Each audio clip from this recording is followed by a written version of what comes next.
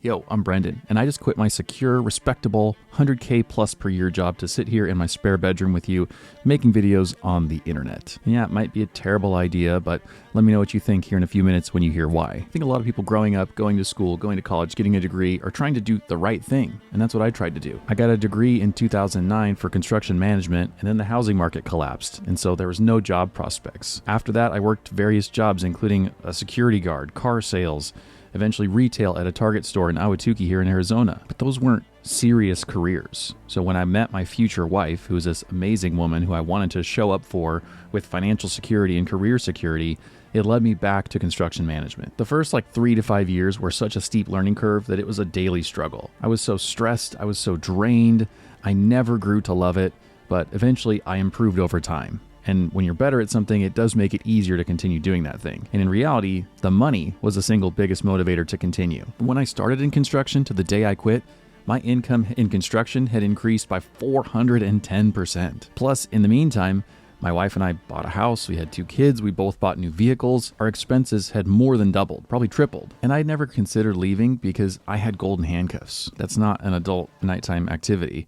Golden handcuffs are a financial incentive given to employees to discourage them from leaving a company. It basically means you're earning so much money that you can't imagine leaving. You need the money now. But what changed? What happened inside me that made that high income suddenly not be good enough? Well, early on, way back in my days of just starting in construction, I remember this story from one of the people that I worked with. He told me that he was very clear with his own immediate family that work had to come first. And if work was sorted out, then everything else would be okay. That quote has stuck with me for basically 10 years now because it made me realize what you've got to do to be a great employee. This guy was the all-star of the company. Nobody could touch him. He was incredible. And at first I tried to use that to be inspired to be a better employee. But eventually I realized that if that's the price you pay, then maybe I don't want to be a great employee. Maybe there's something deeper that I need to tap into. And that's when I remembered the results of this career test that I took way back in 2009. I still remember it to this day when the test creator and the results giver told me, Brendan, you can't help but create new ideas. You're like an idea machine. And if you can someday find a job that rewards ideas, that would be really great for you. Working on my previous jobs, they never rewarded new ideas. They needed an employee. And construction didn't really reward new ideas either. It's all about following the plans, the building codes, following the powerful people above you and doing what they say, and ultimately putting work first, just like that guy had taught me. It's about grit, it's about determination, and it's about hard work. And I'm not opposed to hard work. But when my hard work is applied in this direction that's not a natural skill for me, that was a problem. So I realized for the last 15 years or so, my primary skill, my primary value add to the world in terms of creating new ideas and running with them, it's been held up, it's been bound up. And I invented a new term to describe this phenomenon of having your primary skill and the thing that you want to add to the world being held up. I've been skill constipated. And what do you do when you're all blocked up and unable to make a move? You got to get a little help. I needed a skill laxative. And I finally found that in YouTube. In a lot of ways, this is my absolute dream come true. Because when I was a kid growing up on a dairy farm, I dreamt someday that I could work indoors in an office and get paid for it. That's insane. And since 2009, I knew that if I could find some job where I had to repeatedly churn out new ideas, that would be so energizing and amazing for me. And now I have that chance. I'm here working from home, controlling my own time, exercising my creative freedom every day. But I still have a giant hurdle to overcome, and it's that financial success factor. I've taken a 90% pay cut to be here and try and make videos with you. And so in a real sense, I've got to kick into gear here. I've got to make some real money or else we're going to have a very hard time paying our bills. But I feel kind of stupid about that because of a reason that I didn't come to expect. From a young age, I've always been interested in money. I still remember keeping cash in a little red toolbox underneath my bed, and it had a little 3-number padlock on it so that nobody could get in there and take my money away. And I would take it out and I would recount it every few days just to make sure it was still there and to know how much I had and to think about what that could do for me. Then when I got older, I did a version of that because I had access to a 401k. When I finally went to Target, I was like, oh my gosh, they have a 401k here and they have a 401k match. That means I get free money for saving money. I'm doing that. And ever since that day, I've been shoveling money into retirement accounts, taxable brokerage accounts, somewhere that I can benefit from it in the long term. And the crazy thing is that even though we're not financially independent to the point where we can quit our jobs and retire and not think about working again, the benefits of doing that have actually enabled this to happen, enabled me to quit my full-time job in a way. And if you're like me, you kind of find that counterintuitive because you go, well, you either have enough money to retire and you don't have to work again, or you don't. And so you have to keep working. So how can there be this middle ground that enables you to quit a high-paying full-time job and go follow this passion of yours? Well, it's actually a twofold thing. Part one is about the empty space that I've left in our budget from not spending a lot. And part two is the money that we've actually saved up. Let me explain that a little bit better because that's kind of confusing. Part one being the vacuum left in our budget from how heavily we've invested and how that's contributed to me being able to quit my job now. What that means is we've never spent 100% of what we've earned. We've always been saving somewhere between 15 and 35% of everything that we've earned.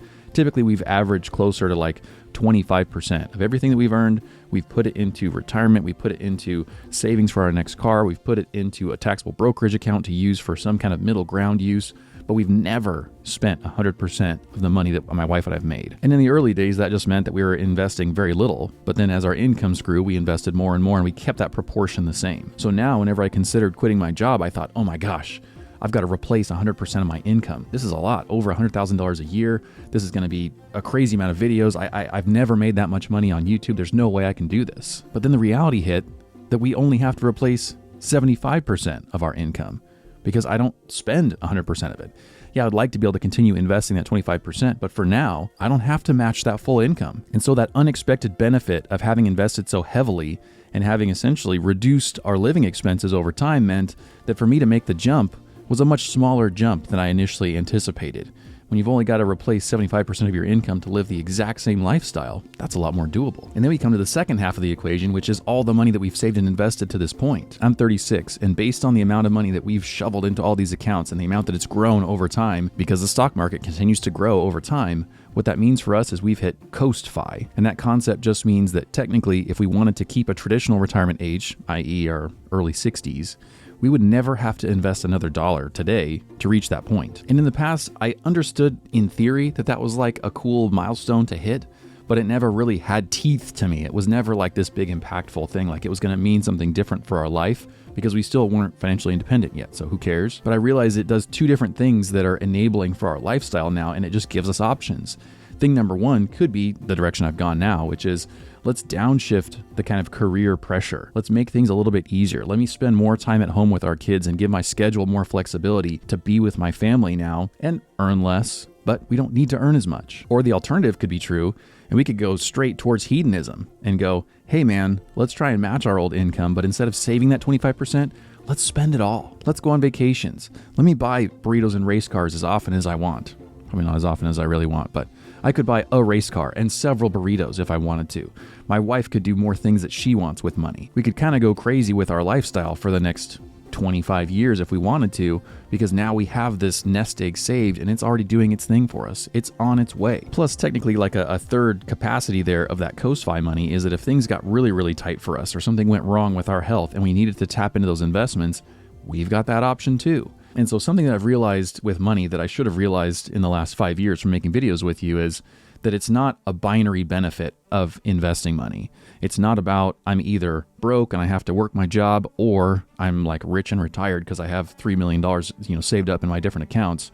There's this whole gray zone in between that is so helpful for us. And I heard this line in a video the other day that totally resonated with me. In the video, they were talking about financial independence and talking about saving money towards that, but they made this differentiation about that middle zone that most of us are in where we've started investing, but we're not yet retired. They said this: the power starts accruing from day one. Every time we automatically deposit some money into our investment accounts, whether it's a retirement account or not, we get a little more power. We increase our options. We get a little bit more free. And that's really hard to remember in the midst of investing, but it's true.